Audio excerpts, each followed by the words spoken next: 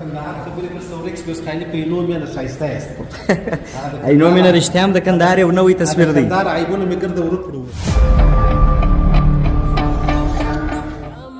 لمبه لمبه په وینو کې لت پت وطن دا جنت جنت وطن دا پنځه کاله مخکې راغلی جنت وطن دلته هزاره دی کتا جګ دی سره ورونه دی هم که په شی پښتون ازبک دی سره ورونه دی کور د مسلمان د یو ملت یو وحدت وطن دا جنت جنت وطن دا خدمت مې کړی دی نن هغه ښکاره دی که ته یې که نه کور نړېده څونه لوی مشکل دی نو جوړېده یې بیا دغونه خوندوره هم دی.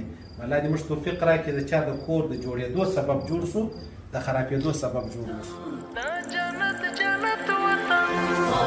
دا لوی خدمت وشوی نو مېنه جوړه شوه څومره ډېر کورونه په آباد دي.